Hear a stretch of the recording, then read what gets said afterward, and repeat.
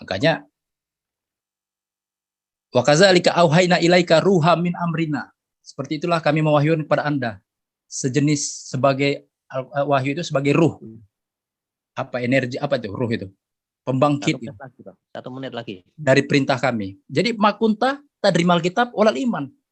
Anda tidak tahu apa itu Alkitab, nggak ada iman. Karena iman itu sumbernya di Alkitab. Jelas itu. Makunta itu Asyura 52 ya. Jadi bukan ayat ngarang, ini ada ayatnya gitu. Makunta tadrimal kitab walal iman. Jadi supaya kita bisa tadrimal kitab, ya harus ratilil Quran tartila. Faqra'u ma tayassaru minal Quran. Kan gitu. Itu syaratnya mutlak itu. Innana sami'na munadiya yunadilil iman. Dalam rangka iman kan? Kita sami'na itu kan? Nah, makanya syarat mutlaknya itu haruslah ratil Quran. Memahami isi Al-Quran itu. Untuk kita bawakan ke dalam dialog kita, interaksi kita kepada Allah dalam sholat itu. Supaya korib gitu. Jadi ada koneksi di sana. Nah, Oke, Bang Opo. ada hubungan. Terima kasih. Assalamualaikum warahmatullahi wabarakatuh. Waalaikumsalam warahmatullahi wabarakatuh. Terima kasih Bang Opo. Mungkin kita ke Ustadz Harjoko nih yang udah resen. Silahkan Ustadz. Terima kasih Bang Ain. Ini serius semua ya. Saya refleksi aja ini. Apa namanya? Keinginan Gus Romli. Saya mengkaji dari angka ya. Fa'inal adadasiru min asrilah. Ada seorang ulama Cirebon yang dimet atau dijadikan mantunya Hasyim Asy'ari, namanya Kiai Makrus. Beliau memberikan apa? Memberikan merek ya, Ji Samsu 234. Itu ada di dalam sholat. Di situ 2 rakaat adalah sholat subuh. 3 rakaat adalah sholat maghrib. Dan yang keempat itu 4 rakaat adalah zuhur, asar, sama isya. Berarti kalau dijumlah 2, 3, 4 adalah 9. Itu identik angka atau falsafah ngaji. Ngaji itu bukan bahasa Arab, tapi bahasa falsafah yang munculnya dari Syarif Hidayatullah, yakni orang Cirebon, yang konon ceritanya dan situsnya banyak di Cirebon, termasuk keraton Kasepuhan, keraton Kanoman, dan keraton Kacirobonan. Di situ yang namanya ngaji ini falsafahnya. Ngak berarti sanga, ji berarti siji. Lubang sanga dadi siji ben oli aji saking Allah zat maha siji. Artinya orang yang mampu menutup lubang 9 yang ada dalam dirinya senantiasa dikosongkan selain daripada Allah, itulah manusia yang mendekati kesempurnaan. Mata ada 2 lubang, telinga ada 2 lubang, hidung ada 2 lubang, mulut 1, berarti di kepala itu ada 7. Itu. Yang isarohnya adalah di kalimat la ilaha illallah Muhammadur Rasulullah. La ilaha illa Allah Muhammad Rasulullah. Makanya di dalam hadis yang wajib sujud kepada Allah adalah 7 tulang. Silakan tinggal dengan hitung. Lah di kepala itu ada 7, di bawah itu ada 2. Berarti 9 lubang yang ada, yang kembali kepada la ilaha illallah Muhammadur Rasulullah itu haknya ada 3. Hak ini nilainya 5 itu di dalam abjadun ya. Abjadun hawasun hato yakun la. itu ahlinya Gus Romli itu ada 5. Apa itu? Di situ sebetulnya mengandung di la ilaha illallah Muhammadur Rasulullah hak ini. Itu mengandung panca indera, bahwa kita ada panca indera jasmani, ya kan? Ada indera nafsani dan ada indera ruhani, gitu. Nah, disinilah kita harus mengosongkan selain daripada Allah. Berarti kita dalam sholat itu yang jumlahnya ada 9, itu harus khusyuk, konsentrasi itu. Dan itu unik sekali. Kenapa sholat ini adalah ghaib? Di dalam surat Al-Baqarah ayat 3 itu harus yakin dulu kepada ghaib, baru melakukan sholat, baru menjalankan zakat. Contoh, kita sholat baik secara pribadi maupun berjamaah. Kenapa kita menengok ke kanan? Assalamualaikum warahmatullahi wabarakatuh. Setelah selesai sholat nih, mau selesai sholat, kita harus uluk salam. Ke kanan, Assalamualaikum warahmatullahi wabarakatuh. Ke kiri juga, Assalamualaikum warahmatullahi wabarakatuh. Sementara kalau kita berjamaah, sama-sama ke uluk salam gitu loh. Dan tidak ada yang menjawab gitu. Lah disitulah bahwa ada di seputar kita ada kehidupan yang lain atau dimensi lain. Oke. Nah, 1 menit. 1 menit lagi ya. Ya. Jadi Mantap. itu angka ngaji ya. Dari fa'inal ajada sirumin asroillah. Karena hidup kita tidak lepas dari angka. Dan ini bukti nyata bahwa Isra Mi'rajnya Rasulullah. Kata Rasulullah nih, kalau huruf digabung dengan angka baru ada kehidupan. Contohnya ain ini tidak berwujud tapi suaranya terdengar kepada saya. Itu Pak Ain mengirim link ke saya, itu tidak lepas dari huruf dengan angka. Itulah Quran yang dibawa oleh baginda Rasul dengan kalimat la ilaha illallah Muhammadur Rasulullah. Monggo dilanjut. Oke.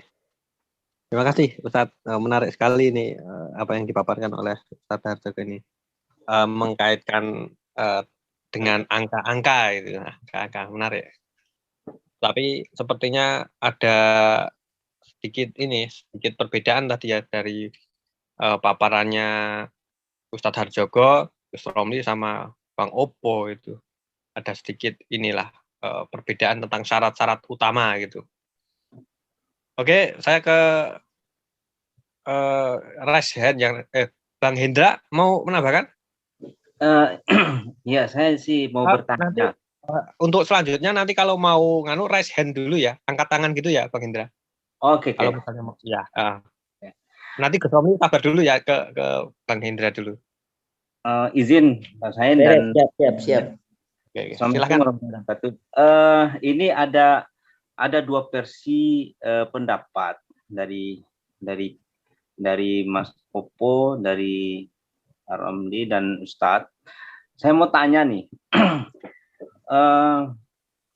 bisa nggak sholat itu bisa khusyuk kalau pemahaman ayat-ayat atau bacaannya itu dimengerti atau dipahami? Ya, ini kita bicara sholat yang umum dilakukan oleh umat muslim. Kemudian ketika kita mengambil wudhu, itu dalam bentuk perlakuannya ketika mencuci tangan, mencuci muka. Apakah itu kalau orang mandi juga bersih? Istilahnya suci, lebih bersih malah dengan bersabun seluruh tubuh kita. Tapi kenapa dengan ritual, dengan tata cara, dengan berwudu, tangan, muka, apakah hanya itu dalam bentuk tata cara yang kita lakukan dan tanpa makna atau bagaimana? Saya ingin tanya nih, mungkin ada yang bisa jawab.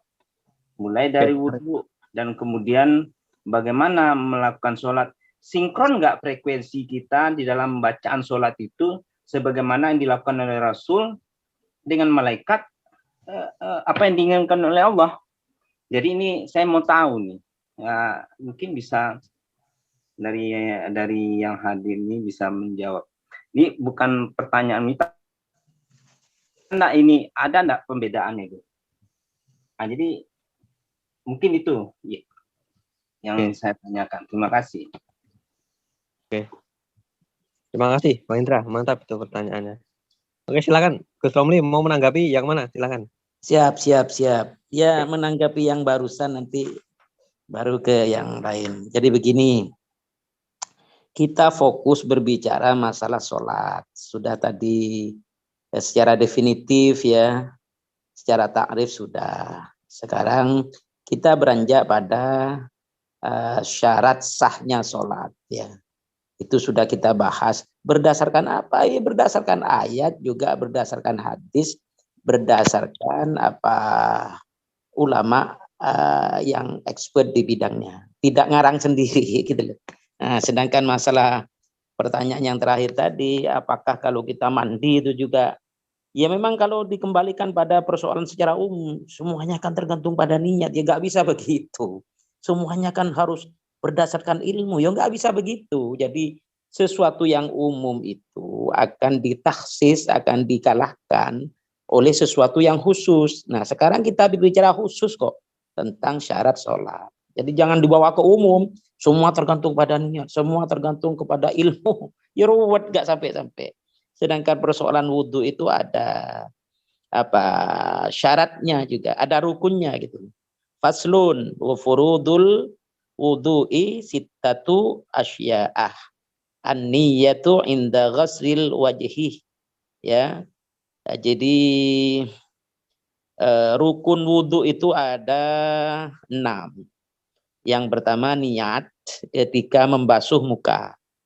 Wa ghaslul wajhi, yang kedua membasuh muka. Yang ketiga wa ghaslul yadaini ilal mirfaqain, yang ketiga membasuh kedua tangan sampai dengan kedua siku. Yang keempat wa mashu ba'dir ra'sih, mengusap sebagian kepala. Ini fikih Syafi'iyah ya, karena kita penganut paham Imam Syafi'i ya.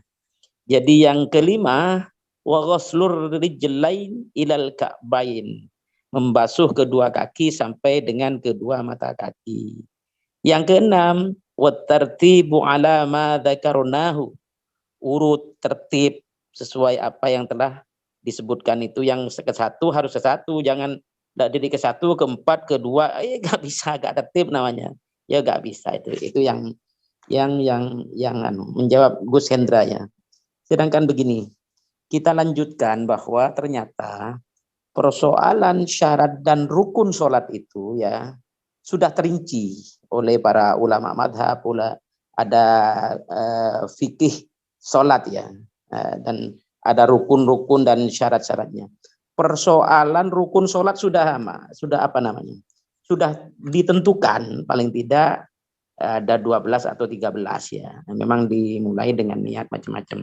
Tetapi persoalan khusyuk ya, persoalan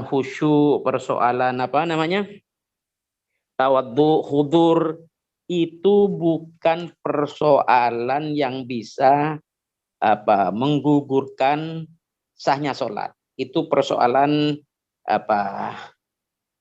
kesempurnaan saja. Nah, kalau tidak bisa dilaksanakan secara sendiri, ya lebih enak kita ikut berjamaah.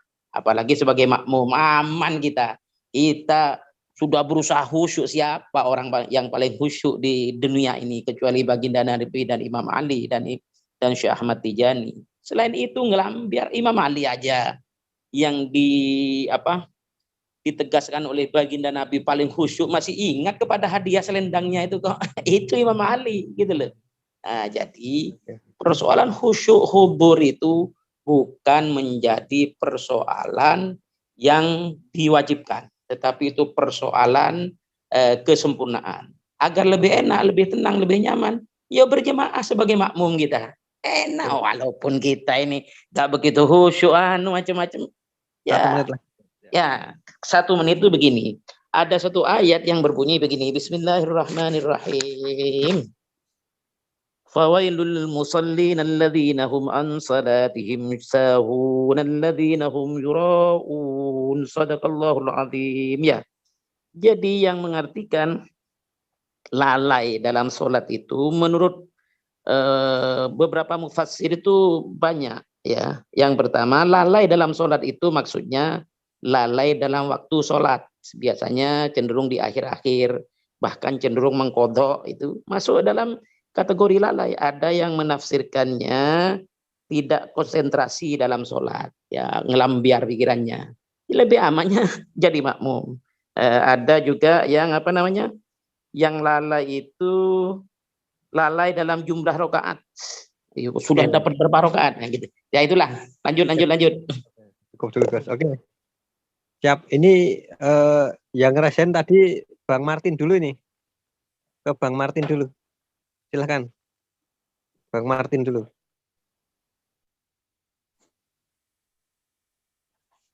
Halo, Bang Martin.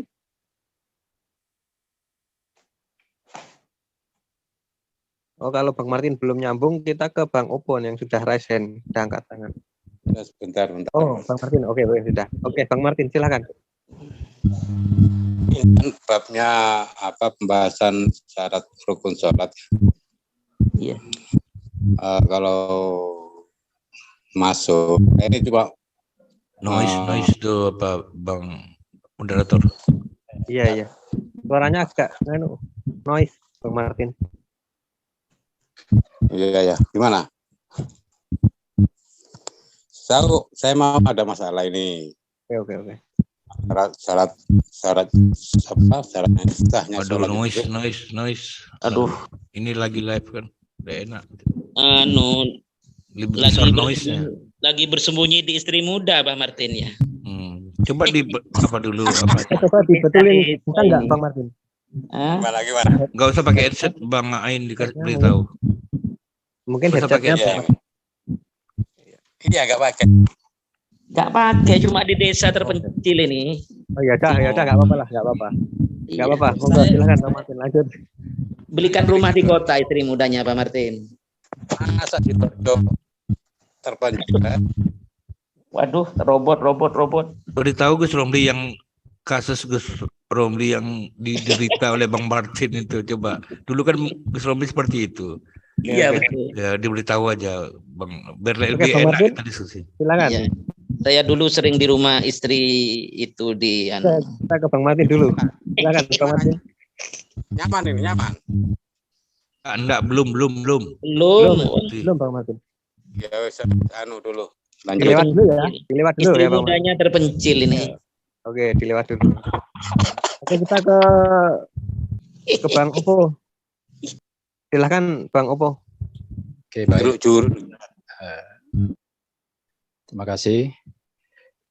Ini saya mau kembalikan orientasi ke substansi sholat, supaya tidak langsung ke ritualnya gitu kan. Jadi saya kutip satu ayat kan. An-Nisa 103. Fa idza qadaitumus sholata fazkurullaha qiyaman wa qu'udan wa ala junubikum fa izat ma'nantum fa aqimus sholah innas sholata kanat 'alal mu'minina kitaban mauquta. Jadi di sini jelas. Kalau saya memahami ayat ini, sholat itu adalah fazkurullah. Kalau orang menerjemahkan mengingat Allah, ya. Itu kan terjemahan ya. Tapi kalau saya memahaminya itu menyadarkan diri dengan ajaran Allah. Itu lebih tinggi saya pikir. Banyak orang ingat tapi nggak sadar gitu. Ya kan? Jadi dalam kondisi berdiri, duduk, itu dalam segala kondisi kan, berbaring. Jadi bukan ritual berdiri, duduk dan berbaringnya. Tapi ini menunjukkan sebuah aktivitas dinamika manusia gitu kan, di dalam kehidupan. Ya harus sadar diri gitu dalam segala situasi.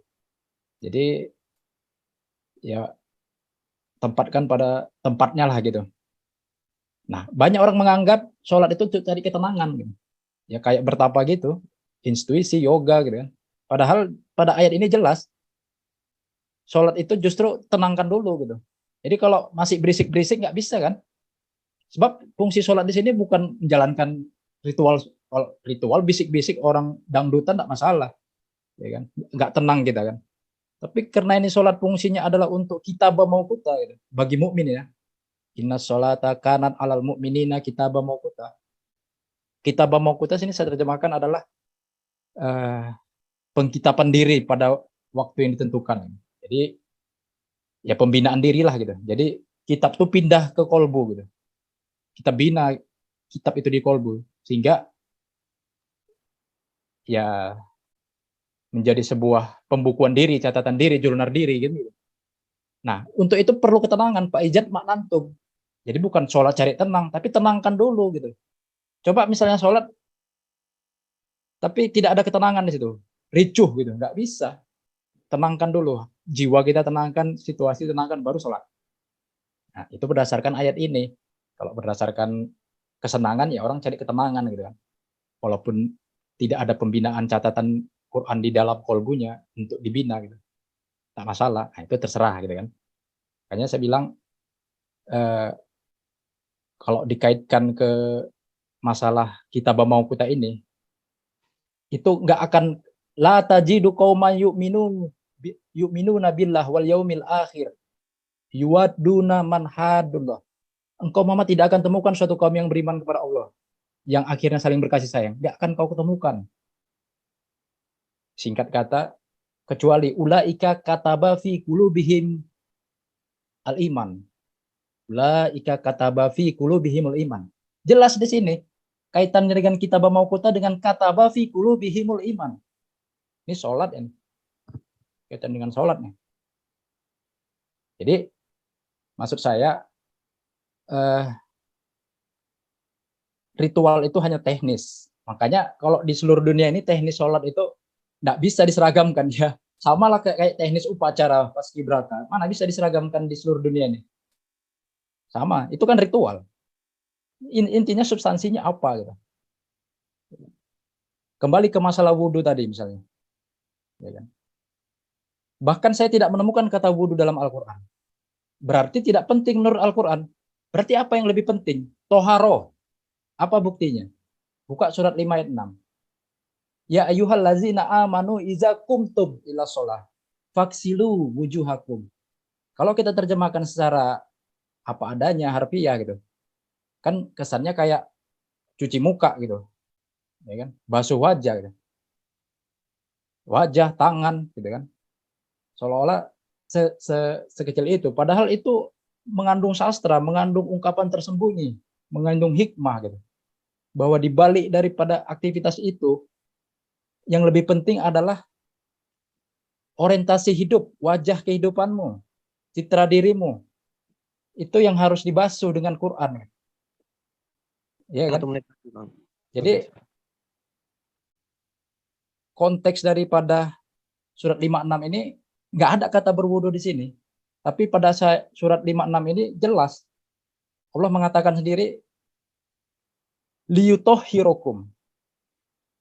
Jadi walakin yuridu liyutahhirukum waliyutimma ni'matahu alaikum la'allakum tashkurun. Jelas. Ya zahir batin, tapi lebih penting batinnya lah. Karena kenapa pantat tidak dibasuh di sini? Padahal lebih kotor mana muka dengan pantat?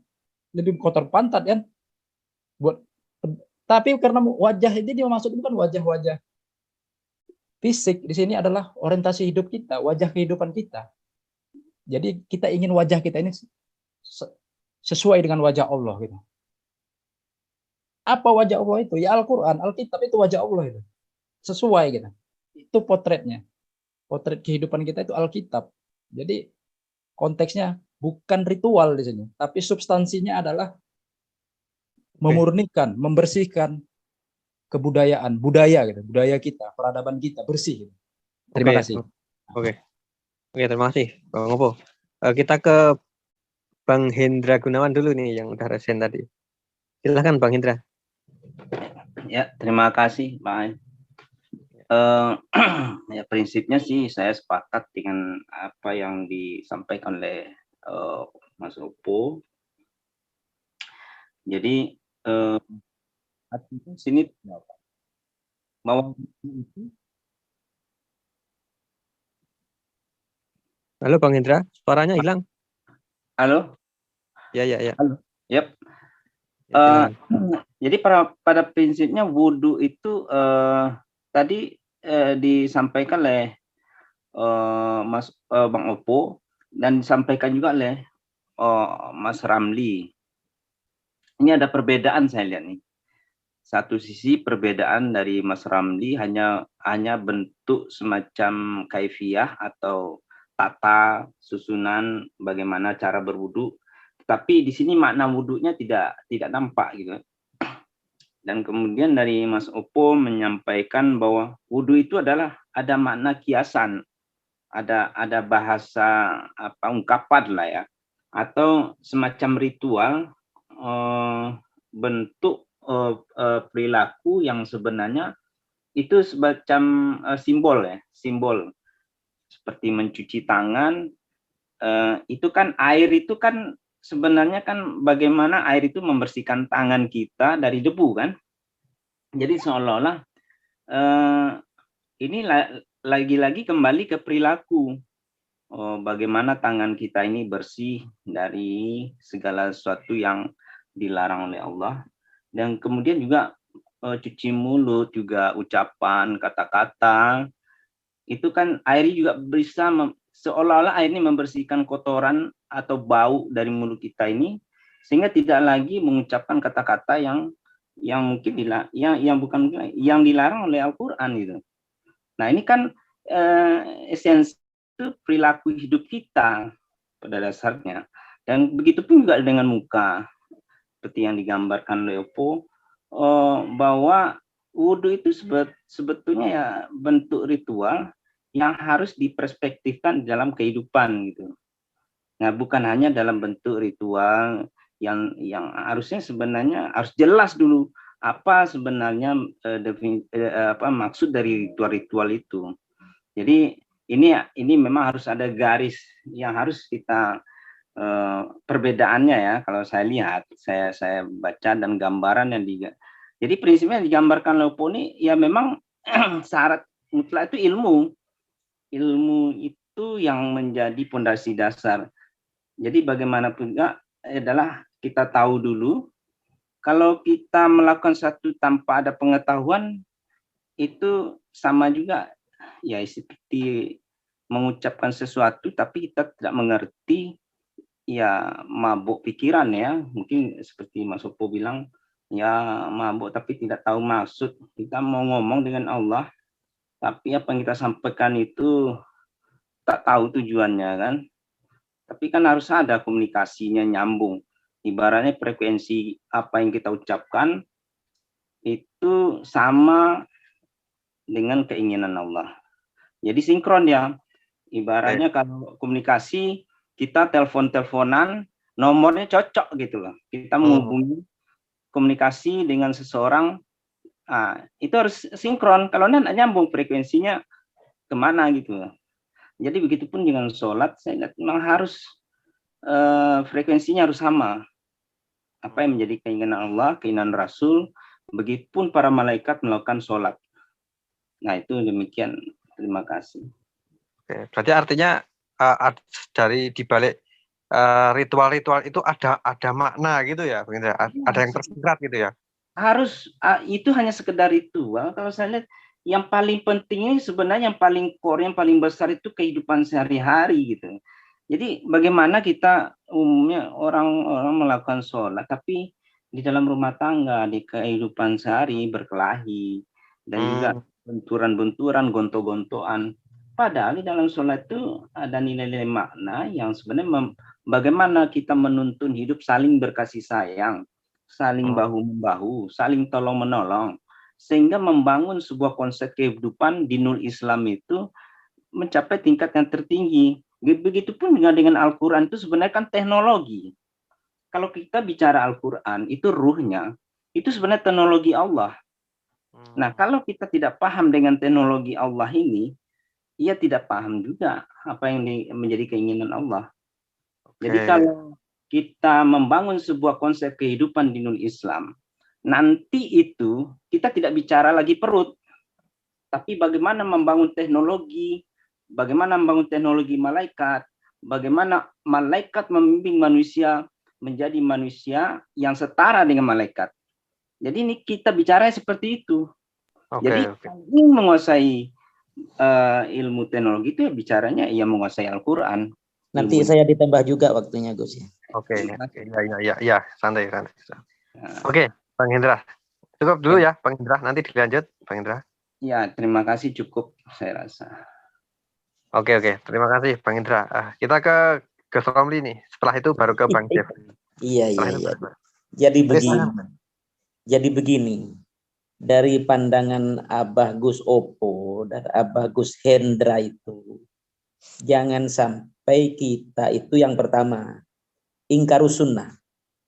Nah, jadi semuanya dikembalikan kepada Al-Quran saja, gitu loh. Padahal itu persoalan umum. Kita ini membahas persoalan khusus sholat, khusus rukun syaratnya sholat. Bukan rukun syaratnya hidup harus ada makna ini dalam kehidupan, harus pakai ilmu, semuanya pakai ilmu.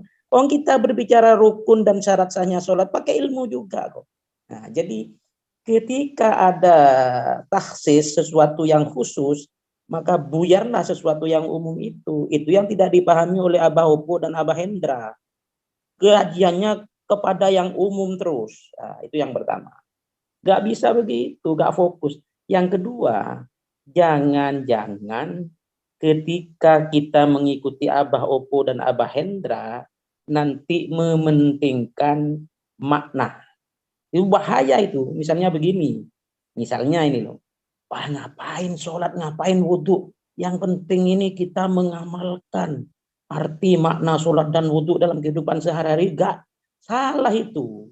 Jadi persoalan sholat, persoalan wudhu, persoalan zakat, persoalan haji ya, itu harus dilaksanakan gitu loh. Dilaksanakan, bukan mencari maknanya dulu. Nah, karena apa? Karena berdasarkan dari syahadatain yang kedua. Asyhadu an la ilaha illallah itu persoalan hati ya. Nah, tetapi wa asyhadu anna Muhammadar Rasulullah persoalan perbuatan gitu loh. Jadi hati tentang makna itu sudah cukup di dalam syahadat yang pertama itu. Nah, pengejawantahan perbuatannya di syahadat yang kedua. Jadi sholat itu yang dipentingkan perbuatannya dulu. Wudhu yang dipentingkan perbuatannya dulu. Ritualnya dulu. Persoalan makna itu kemudian. Tidak batal kok misalnya kita tidak tahu makna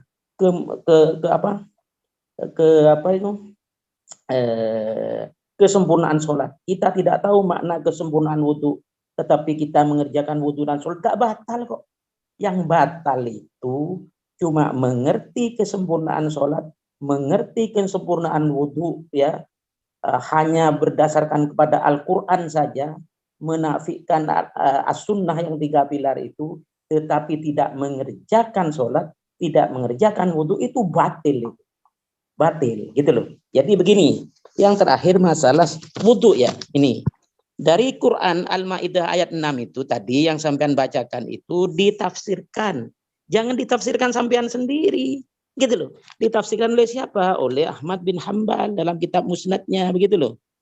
Nomornya 1279. Jangan menafsiri sendiri, bah. Tadi panjenengan salah baca ya'lu wala yu'la. Yang benar itu yu'la, ya'lu wala yu'la. Tadi panjenengan bacanya yu'la wala ya'lu. Waduh, kacau. Jadi begini, menafsirkan Al-Quran itu harus berdasarkan aslinya, jangan pakai penafsiran sendiri. Apalagi ingkarus sunnah. Ya, jadi ayat mana itu? Ayat Al-Maidah ayat 6 itu ditafsirkan antara lain oleh Ahmad bin Hambal ya, dalam kitab Musnadnya dengan nomor 1279. Bismillahirrahmanirrahim. An Abi Hayyat Al-Wadi'i qala ra'aitu Aliyan radhiyallahu ta'ala anhu tawadda'an. Ini wudhu, persoalan wudhu ini. Persoalan toharo itu terlalu umum gitu loh. Jadi ketika yang khusus ada, yang umum itu buyar sudah. Jadi ayat itu berbicara masalah wudhu. bukan toharoh secara umum gitu loh. Ini kan tawaddu'an ya faghasala kaffaihi thalathan wa tamadmadu gimana ini wastansyaqa thalathan wa ghasala wajhahu thalathan wa ghasala dhira'ihi thalathan wa masaha bi ra'sihi wa ghasala qadamaihi thalathan tu maqala ra'aitu Rasulullah sallallahu alaihi wasallam fa'ala kalladzi ra'aitumuni fa'ala itu ini. Jadi apa namanya?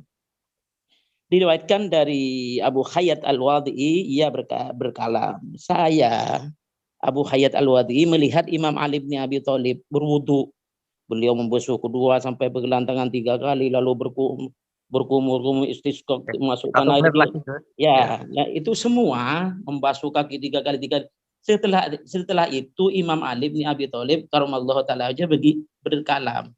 Beginilah saya Imam Ali melihat baginda Nabi sallallahu alaihi wasallam berwudu, bukan bertohar secara umum ini. Berwudu sebagaimana panjenengan semua melihat apa yang saya Imam Ali bin Abi Thalib lakukan dalam wudu ini. Silakan dibaca dalam Musnad Ahmad bin Hambal, nomor hadisnya 1279. Ada lagi di Sahih Bukhari malah ini 58. Cuma sayang waktunya ya. Nah, di Sahih Bukhari 58 itu tentang wudu kok. Jadi sekali lagi jangan menafsirkan Al-Qur'an ya atau As-Sunnah dengan pandangan sendiri. Itu dhalun mudillun, sesat menyesatkan. Menurut siapa? Menurut pengarang kitab Abbajah Tusaniyah halaman 57. Diancam neraka itu kalau pakai pikiran sendiri. Harus pakai mufassir dan muhaddis ya. Terima kasih. Oke, terima kasih. Gus Romli. Sebelum ke Bang Opo yang sudah raise hand duluan tadi Bang Jeffrey. Bang Jeffrey dulu. Silahkan Bang Jeffrey. Baik, terima kasih Bang Ain. Ya, saya mau bertanya kepada Pak Opo agar supaya lebih dirinci penjelasannya, yang mengatakan ritualnya tidak terlalu penting tetapi substansinya. Nah, ini kesannya ingin menghilangkan syariat ini. Gitu loh. Maksudnya apa? Jadi bisa dijelaskan. Jadi kalau menjelaskan tentang agama dalam hal ini jangan ngambang gitu. Karena pemahamannya bisa berbeda gitu loh, apa yang kita tangkap gitu. Yang bisa-bisa justru mengarah kepada hal yang justru kita keluar daripada ajaran agama apa yang kita terangkan gitu. Jadi mohon Pak Opo jelaskan sedetail mungkin maksud Anda mengatakan ritual tidak terlalu penting tetapi substansinya yang paling utama. Dalam hal ini saya menganggap dalam penangkapan pemikiran dari perkataan Pak Opo bahwa Pak Opo ingin menghilangkan tentang syariat. Silakan, makasih. Oke, terima kasih Bang Jeffrey. Itu sebuah pertanyaan ya untuk nanti Bang Opo jawab. Oke, silakan Bang Opo. Mau menanggapi yang mana dulu? Silakan. Baik, terima kasih. Nah, ini kan mulai hangat kan. Jadi memang harus melalui umum dulu. Iya, silakan. Ritual, kata ritual itu tidak ditemukan dalam Al-Quran. Itu satu. Yang kedua, wudu. Ya kan? Wudu itu tidak ditemukan dalam Al-Quran. Yang mengatakan ritual itu Pak Opo sendiri. Ya. Jangan dibantah. Loh, tidak, untuk saya mengingatkan bahwa ini perkataan ritual itu yang mengatakan adalah Pak Opo sendiri gitu loh. Nanti diselesaikan dulu Bang Jeffrey. Tolong di-mute ya. Nah, jadi karena kata ritual itu tidak ada, itu kan bahasa Indonesia ya. Kata ritual itu bahasa Indonesia itu tidak ada dalam Al-Quran. Ya kan? Bahkan kata wudu pun tidak ada dalam Al-Quran. Artinya apa? Bagi Allah itu tidak penting. Loh, kok begitu? Yang penting apa? Ya buktinya Allah menggunakan kata diyutohir. Toharo di situ. Kenapa? Ya tanya Allah lah, protes aja sama Allah. Lah terus apa yang penting? Nah, buka surat Mujammil. Faqra'u ma tayassara minal Qur'an. Alimaan sayakunu minkum mardo. Wa akharuna yadribuna fil ardi yabtaguna min fadlillah. Nah, jadi itu belum selesai.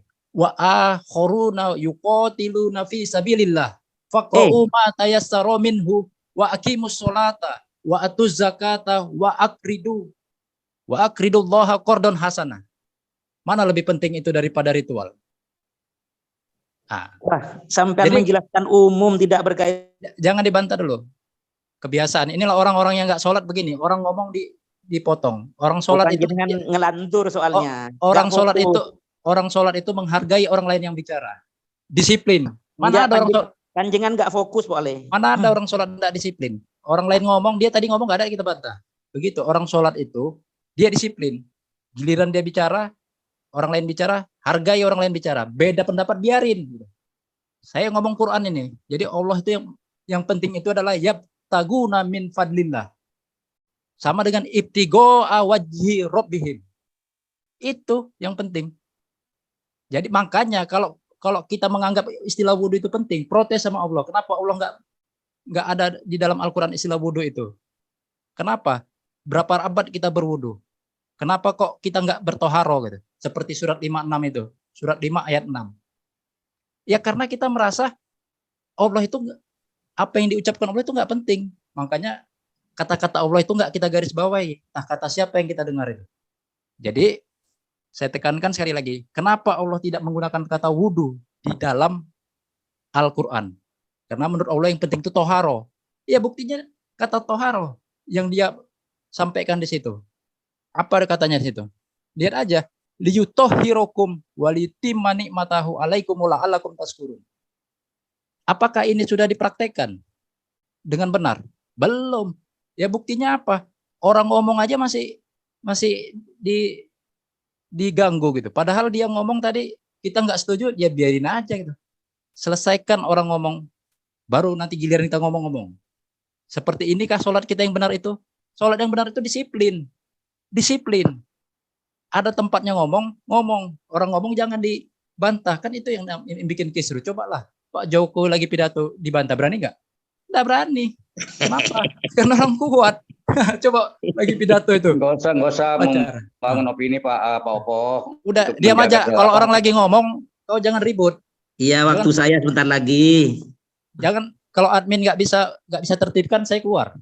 Saya nggak mau ini menjadi diskusi setan ya. Ya ini sudah Paham itu? sudah saya Kalau masukkan nggak bisa ditertibkan, saya keluar. Bang Opo. Kalian ngomonglah sepanjang lebar. Iya, ini sudah saya masukkan ke ruang tunggu, jadi nggak masuk sini. Silahkan dilanjut dulu, Bang Opo. Jadi saya mau tekankan di sini, yang penting itu adalah menegakkan sholat, bukan melaksanakan sholat seperti dibilang Romli tadi. Menegakkan itu beda dengan melaksanakan. Kalau melaksanakan itu asal-asalan juga melaksanakan. Sholat-sholatan juga cari muka juga asal-asalan. Melaksanakan juga. Menegakkan itu tegak. Ya tegak lah. Tegak itu ya kayak melaksanakan hukum. Beda dengan menegakkan hukum. Tegakkan yang benar pada tempatnya. Kasih reward yang benar. Kasih sanksi. Itu namanya menegakkan yang benar gitu. Nah sekarang ini apa? Udah ditegakkan? Belum. Makanya itu beda melaksanakan sholat dengan menegakkan sholat. Orang Allah memilih kata menegakkan kok. Bahkan zakat itu dengan ditegakkan sholat, datangkan zakat. Karena ditegakkan sholat, datang zakat. Bukan memberikan zakat, mendatangkan zakat. Sholat yang ditegakkan, hasilnya mendatangkan zakat. Maksudnya apa? Ya zakat itu sistem perekonomian. Datangkan zakat itu. Apakah sudah datang sistem perekonomian zakat itu? Atau sekarang yang dominan riba? Ya, tidak usahlah kita bangga-bangga dengan aliran kita masing-masing. Zakat itu sudah datang belum sistemnya itu? Sebagai sebuah sistem perekonomian yang adil makmur. Belum datang. Kita ini sedang terlilit hutang nyatanya karena riba. Karena sholat kita belum menyadarkan kita gitu. Sholat itu untuk menyadarkan diri, untuk mengilmui apa yang kita perbuat. Sebentar, saya interupsi. Saya kok Sebentar. Nah, kebiasaan orang sholat itu mengilmui apa yang dia kerjakannya. Kalau orang sholat tidak mengilmui apa yang dikerjakan, itu bukan sholat. Jadi dengan sholat itu dia mengilmui apa yang dikerjakannya. Begitu. Sekian.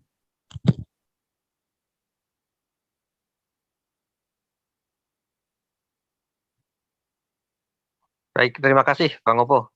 Ini saya sambungkan ke Gus Romli sama Gus Jeffrey.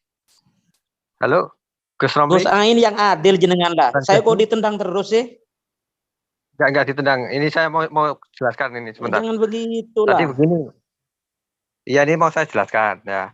Jadi seperti yang sudah saya ungkapkan di awal ya, ini bukan TikTok ya. Jadi ini satu-satu dulu. Nanti kalau waktunya sudah selesai, baru gantian. Ya, saya gitu. beri waktu yang Jadi panjang kalau karena beliaunya panjang. Saya beri Ya. waktu. Ya. Ya, saya Oke. Jadi kalau mau ngomong nanti resen saya dulu. sudah resen tadi, Ya. tapi sampean tendang terus. Saya sekarang ini minta. Ya. Ini kita ke Gus Romli dulu, Ya, baru ya, nanti ya. ke Ustaz. Saya minta waktunya Oke. panjang loh. Pertama begini. Ya, Saya tapi anu ya. Oke, 5 menit. ini Silakan. 5 menit. Ya, 6 menit. 6 Saya menit. akan Silakan. membungkam orang aliran ingkarus sunnah.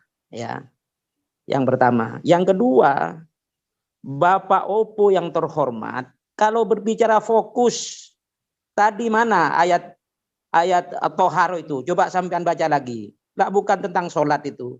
Kalau ayat Guslal, kalau ayat Al-Maidah 6 tentang sholat itu, saya baca sekali lagi. Bismillahirrahmanirrahim.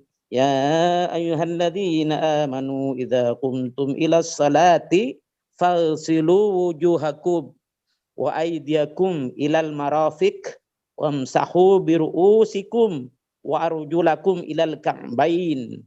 Wahai orang-orang yang beriman, apabila panjenengan semua mau mengerjakan sholat, ini sholat loh, ya, maka basuhlah wajah panjenengan dan wasuhlah kedua tangan panjenengan sampai siku panjenengan, dan usaplah kepala panjenengan dan basuhlah kedua kaki sampai mata kaki panjenengan. Ini tentang sholat.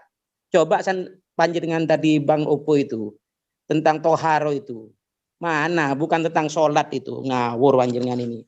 Ayat ini Al-Maidah ayat 6 ini ditafsirkan oleh Imam Ahmad bin Hambal. Sampean tahu siapa Imam Ahmad bin Hambal itu? Oh, sampean menafsirkan melalui pendapat sampean sendiri. Imam Ahmad bin Hambal itu di samping ahli hadis juga imam madhab. Ya, ini di kitab musnadnya nomor 1279 itu berkata begini. Tadi saya bacakan itu An-Nabi Hayyal Wadi tentang apa Imam Ali wudu. Ini wudu kok, ya, bukan toharo secara umum. Saya bilang Imam Ali wudu, malah ngendiko beginilah baginda Rasul wudu seperti yang saya lakukan, begitu kan. Malah ini di Sahih Bukhari saya baca tadi yang sempat gak ada waktu itu, ya. Sahih Bukhari nomornya 58. Bismillahirrahmanirrahim. An Abdullah bin Umar radhiyallahu taala anhuma qala, dari sahabat Abdullah bin Umar radhiyallahu taala anhu berkalam, takhallafa 'anna an-nabiy sallallahu alaihi wasallam, ya, dalam sebuah perjalanan baginda Rasulullah SAW fi safaratin safarna ha fa'adrokana wa qad arhaqana as-salatu fa nahnu natawaddau. Ini wudu kok, bukan bertoharo secara umum itu. Dari sahabat Abdullah bin Umar radhiyallahu ta'ala anhu, beliau berkalam, dalam sebuah perjalanan baginda Nabi sallallahu alaihi wasallam pernah kancerit itu apa? Tertinggal dari kami. Tak lama kemudian beliau sallallahu alaihi wasallam menyusul, sementara kami terlambat melakukan sholat asar, ya kan? Maka kami pun berwudu. Berwudu ini bukan bertoharo secara umum. Dengarkan ini. Faja'alna namsahu ala arjulina. Maka kami pun berwudu dengan mengusap kaki-kaki kami, bukan dengan membasuhnya loh. Ini apa pandangan Imam Syafi'i, ya. Fanada bi'a'la sautihi wailun li'aqabi minan narih marrotain au salasan. Jadi baginda Rasulullah SAW kemudian berteriak dengan suara keras atau lantang 2 kali atau 3 kali. Celakalah orang yang hanya mengusap, gitu loh maksudnya, kaki-kakinya dalam berwudu. Ini berwudu bukan bertoharo. Ini sahih dari ayat tadi. Kalau panjenengan menurut siapa tadi ayat itu tentang toharo itu katanya yang tidak ada dalam Al-Quran wudu? Ini loh. Ini ayat Al-Maidah ini ditafsirkan oleh Bukhari, oleh Musnad Ahmad bin Hambal tentang wudu. Bukan menurut saya. Sampean kalau sampean membantah ini bantah dengan dalil, jangan dengan framing, apalagi kata-kata panjenengan seni dolun mudilun itu bahaya itu. Yang Mohon kedua maaf tadi. Gus, mohon maaf Gus. Lebih bagus biar lebih fokus. Lebih bagus Gus Romli tanya kepada Bang Opo, apakah dia juga melakukan sholat atau melakukan wudhu? Oh iya. Lebih bagus ke situ daripada kita nanti menganggap dia tidak berwudhu. Lebih bagus kita tanyakan kepada diri. Enggak, saya tanya ke Abah Opo ya. Silakan. Bagaimana sampean? Apakah sholat? Terus kalau sholat apakah berwudhu? Sedangkan menurut panjenengan tidak ada lafal wudhu itu dalam Quran. Memang benar tidak ada. Tetapi penafsiran Al-Quran itu oleh hadis, malah oleh Imam Malik, oleh Ahmad bin Hambal, oleh Bukhari, bahwa yang dimaksud guslan itu sebentar, itu tentang wudhu gitu loh.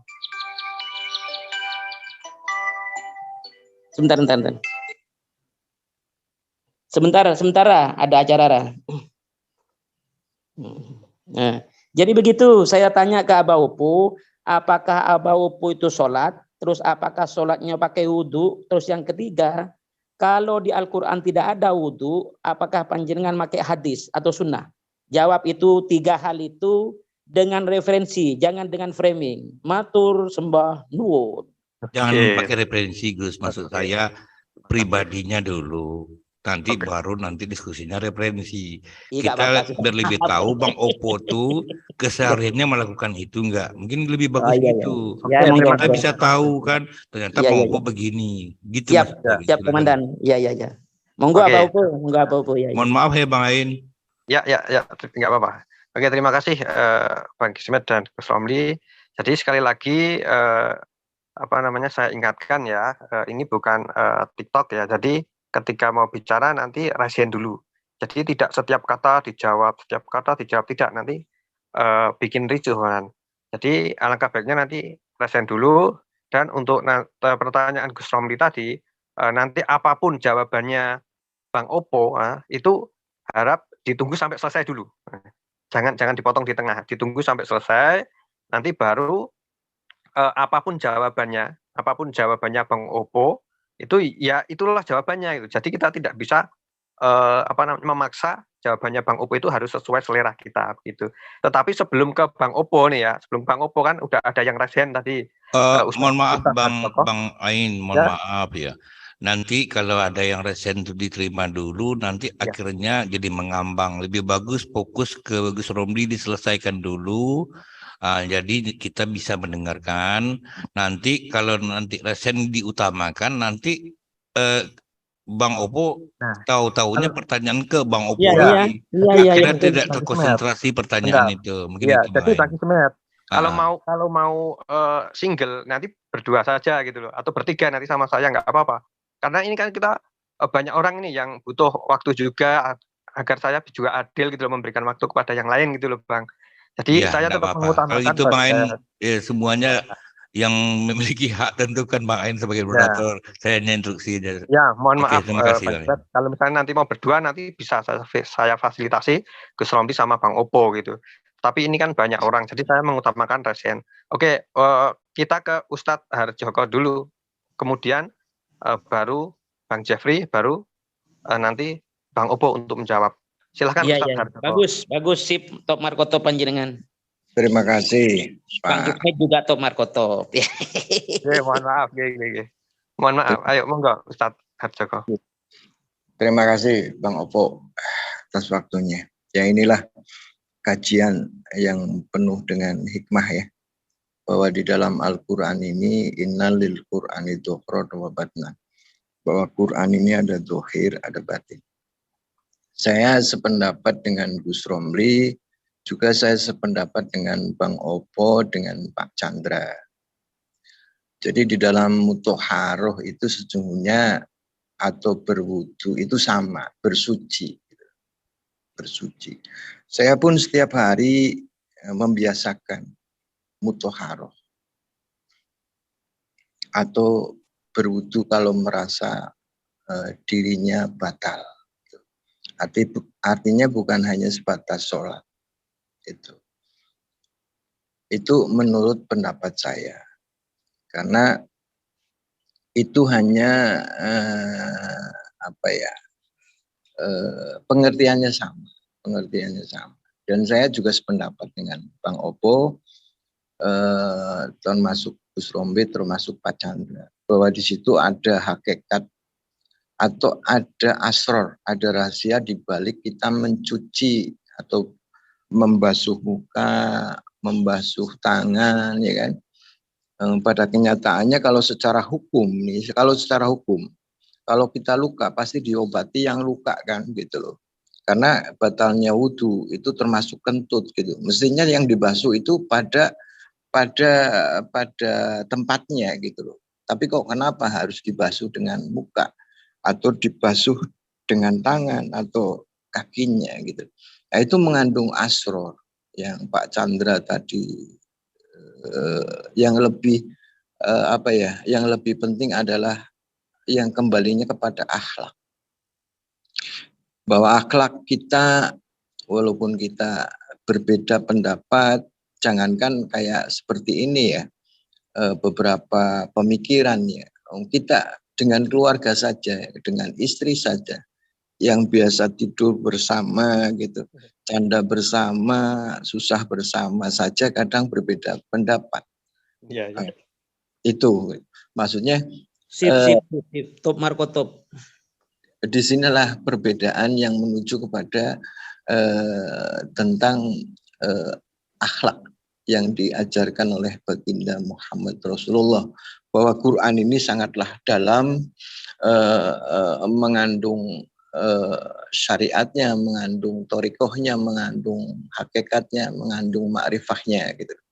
Jadi mutahharoh itu sesungguhnya sama dengan berwudu kalau menurut pemikiran saya.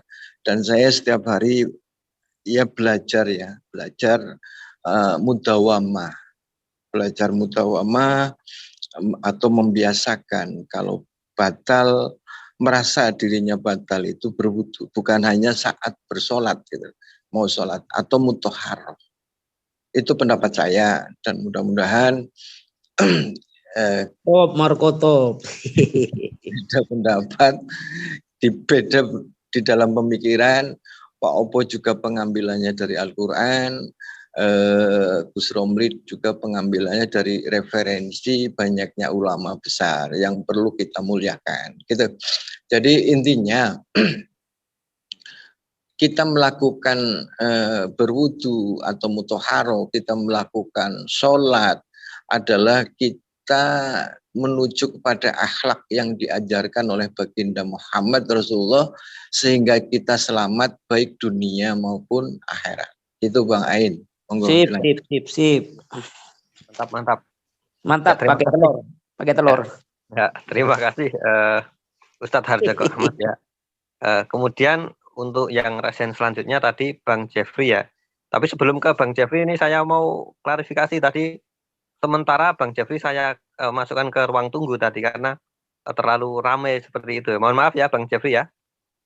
Enggak apa-apa Sunnya Gus, biar dinamikanya Enggak apa-apa. Jadi gini ya, tadi saya silakan Bang Jeffrey, waktu dan tempat, ya. Silakan. 5 Oke, menit. terima kasih Bang Ain ya, Pak Ain. Tadi saya hanya ingin mengatakan karena di sini kita berbicara tentang agama, ajaran, keimanan gitu. Jadi yang saya ingin katakan, jika ada terjadi pendapat ya, jangan terlalu dipersoalkan gitu loh. Karena perbedaan itu adalah bagian daripada ilmu, menurut saya. Itu yang pertama. Yang kedua, jangan menyerang pribadi. Wah, inilah orang Islam, inilah Islam, katanya salat. Buat apa? Nggak ada artinya. Bukan pencerahan itu namanya. Ya, Betul. jadi jangan kita menganggap orang lain itu salah, tapi justru apa yang kita lakukan dalam teguran itu jauh lebih salah gitu loh. Sip top Marco. Itu maksudnya. Itu yang saya inginkan karena kita di sini berbicara, berdiskusi, meluruskan ya untuk memperdalam keimanan, bukan saling membenci gitu. Itu saya ingin menyampaikan tadi dalam hal ini. Tetapi mungkin ditanggapi yang tidak, tetapi tidak ada masalah. Buat saya semuanya itu ya saya sudah katakan perbedaan adalah sebuah ilmu. Nah yang ketiga, ya karena ini dari penjabaran dari Pak Opo sendiri. Ya, saya sebagai orang yang awam ya tentang ilmu agama. Oleh sebab itu saya ingin meminta suatu penjelasan yang sejelas-jelasnya apa maksud atau makna atau tujuan atau arti yang disebut ritual di dalam salat dan wudhu menurut pandangan Pak Opo, karena yang menyebut ritual sendiri bahwa ritual tidak terlalu penting, tetapi yang paling utama adalah substansinya. Saya mohon ya dijelaskan, karena ini lain masalahnya. Apa maksud dari ritual yang dia maksud Pak Opo ini di dalam salat dan wudhu? Silakan, makasih. Baik, terima kasih Bang Jeffrey. Jadi ini ada 2 pertanyaan ya dari Gus Romli dan Bang Jeffrey ya. Nah ini sebelum dijawab Bang Opo ini mungkin hanya mengingatkan ya kepada Gus Romli dan Bang Jeffrey agar kita mendengarkan dulu jawabannya sampai selesai, baru nanti ditanggapi seperti itu ya. Ya enggak, saya cuma jok-jok itu biar tidak kaku Gus maksudnya. Gus. Skip itu ya. Ya lanjut. Enggak, saya enggak aneh. Iya, tapi kadang ada seseorang yang tidak suka jok untuk gitu. Oke, kita hargai. Oke, silakan Bang Opo, waktunya mungkin karena 2 pertanyaan lebih sedikit 5 menit lebih sedikit. Silakan Bang Opo. Baik. Saya tidak mengatakan umat Islam itu begini begitu. Ini Allah sendiri yang ngomong dalam surat Asy-Syura 53 ya. Ayat 53. La tajidu qauman yu'minuna billahi wal yaumil akhir yuwadduna min haddallaha wa rasulahu walau kanu aba'ahum au abna'ahum au ikhwanahum au asiratahum ulaika kataba fi qulubihim al-iman wa aidahum biruhim minhu. Jadi berdasarkan ayat ini harusnya kan buat introspeksi ya. Jadi tidak perlu kita tersinggung ya. Kalau mau tersinggung aja sama Allah. Saya kan hanya menyampaikan. Engkau Muhammad tidak akan temukan suatu kaum yang beriman kepada Allah yang akhirnya saling berkasih sayang dengan orang-orang yang menentang Allah dan Rasulnya. Sekalipun orang-orang itu bapaknya, anaknya, saudaranya, atau keluarganya. Kecuali mereka itu orang-orang yang Allah telah tulis, catat, tetapkan, bina. Telah catat dalam sejarah, tetapkan, telah dibina. Al-iman dalam kolbunya. Kayaknya saya esensinya di sini gitu, dari tadi. Kaitkan dengan sholat, inna sholata kanat alal mu'minina kitaban mauquta. Sesungguhnya sholat itu adalah atas mukmin, fungsinya kitabam mauquta. Pengkitapan diri, jurnal diri, pembinaan diri, pembukuan diri. Mauquta. Menurut waktu-waktu yang ditentukan gitu, terjadwal, terencana. Jelas. Di sini ada pendidikan di sini, sholat itu sebenarnya. Bagaimana bisa sholat itu menjadi pendidikan kalau kitanya enggan untuk memahami ayat-ayat di dalam ayat-ayat Alkitab ya. Bagaimana mungkin kita bisa memfungsikan sholat dengan kualitas yang setinggi ini gitu kalau kita tidak mau memahami ayat-ayat kitab. Makanya konteks surat 5 ayat 6 saya tekankan bagi Allah itu penting kata toharo. Buktinya banyak sekali kata-kata yang akar katanya toharo. Akar kata 3 itu banyak sekali dalam ayat. Saya memahami semakin banyak Allah menyebutkan suatu istilah dalam Al-Quran itu semakin penting. Bahkan dia tidak menggunakan istilah wudhu gitu. Artinya itu ritual gitu. Ritual itu saya tidak menyalahkan gitu. Ya gimana ya, nggak dapat air ya debu pun tayamum lah kan gitu istilahnya kan. Silakan aja gitu. Kan saya tidak melarang, saya tidak menyalahkan. Dan Allah juga tidak melarang, janganlah kamu berwudu. Kan nggak ada Allah melarang. Tapi saya hanya menekankan begitu pentingnya istilah toharo itu sehingga berulang kali dia sebutkan dalam Al-Quran. Konteksnya apa toharo itu? Kan udah saya bilang dalam surat 541. Tadi 56 ya, ini 541. Walaupun kelihatannya agak meloncat, tapi itu kan menjelaskan. Walakin yuridu liyutahhirukum wali yutim ni matahu alaikum la'allakum tashkurun. Kaitannya apa lagi? Surat 541, ulaikal ladzina lam yuridillahu an yutahhiru qulubahum. Jadi penting sekali ini untuk membersihkan jiwa gitu, qulubahum. Penting. Memang itu yang Allah kehendaki. Tapi Allah tidak akan membersihkan jiwa bagi yang tidak mau gitu kan. Bagi yang tidak mau tidak akan bersihkan gitu. Bagi yang fit dunia hizyun walahum fil akhirati azabun azim. Itu tidak. Tapi Allah sangat mengulang-ulang istilah ini. Artinya itu penting sekali. Bahkan Nabi Ismail, Ibrahim, itu antohiro baiti lito'ifin. Bahkan Maryam, innallaha astofaka wa toharoki wastofaki ala nisa'il alamin. Tidak ada kata wudu di situ. Terkait surat 56 itu. Jelas di situ. Tentang air. Wa yunazzilu alaikum minas sama'i ma'an liyutahhirukum bihi. Jelas. Jelas di situ. Bahkan hus min amwalihim sodakotan tutahhiruhum wa tuzakkihim biha.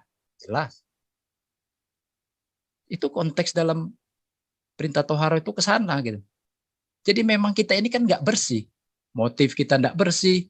Bahkan memahami ayat-ayat Allah nggak bersih. Kita campur aduk dengan yang batil. Kan nggak bersih. Bersihkan itu dulu gitu.